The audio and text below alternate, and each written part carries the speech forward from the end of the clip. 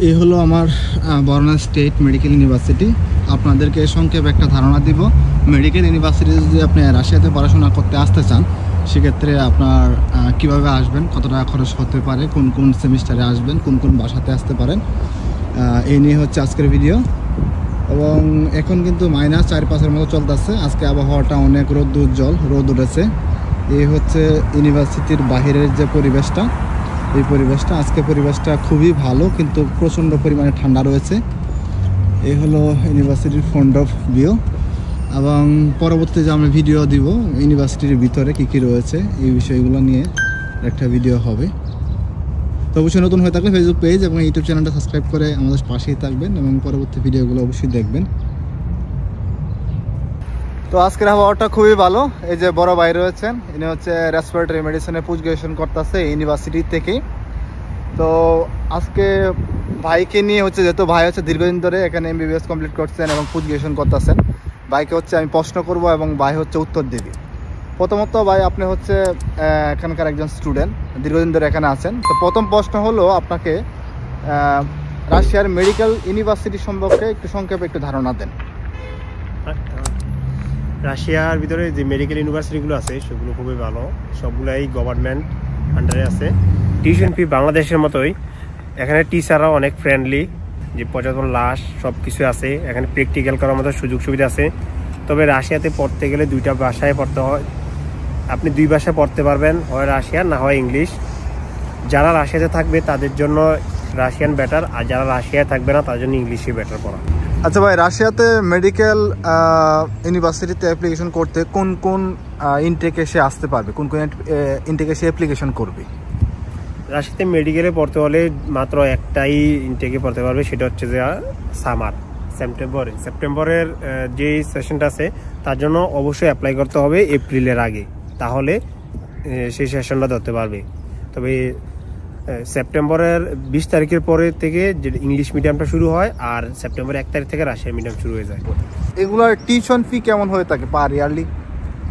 এখানে medium high quality বলতে কিছু না, তবে এখানে শহর বেঁধে যে শহরগুলা, বিশেষ করে যারা মস্কোতে পড়বে, পিটার্সবার্গে পড়বে, কাজানে পড়বে, ওই শহরগুলো বিশাল বড়, ওইগুলোতে স্টুডেন্টও বেশি, প্রতিযোগিতাও বেশি, এই জন্য এগুলোতে টিউশন ফিও বেশি।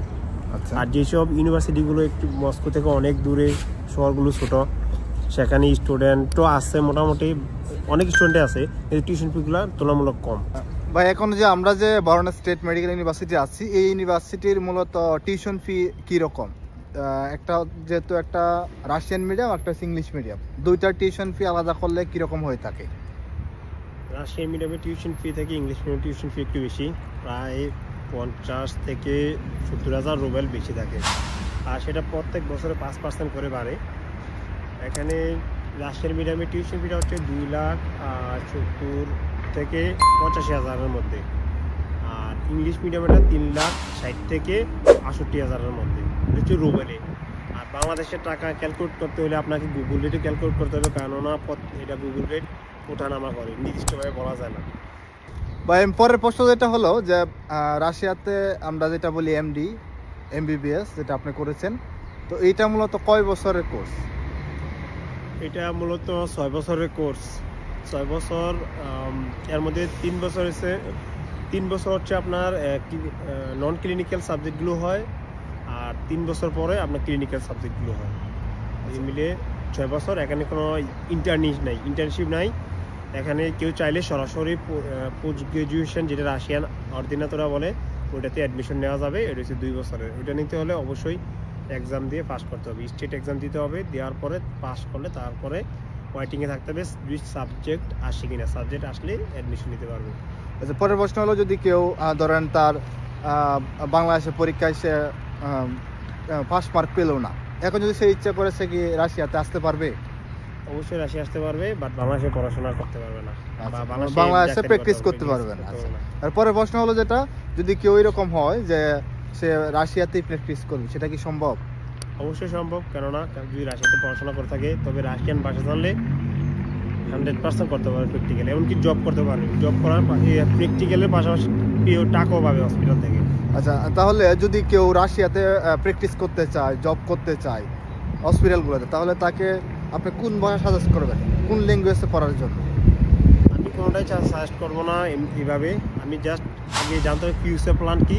যদি রাশিয়া থাকতে চায় অবশ্যই রাশিয়ান ভাষায় বেটার, আর যে রাশিয়ান না থাকতে চাইলে ইংলিশে বেটার।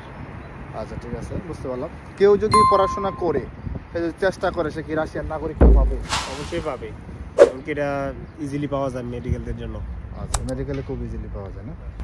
এ হচ্ছে মোটামুটি ইউনিভার্সিটি সম্পর্কে ধারণা দিলাম। যদি কেউ মেডিকেল ইউনিভার্সিটিতে আসতে চান সেক্ষেত্রে হচ্ছে নক দিতে পারেন, একটা হোয়াটসঅ্যাপ নাম্বার দেওয়া রয়েছে।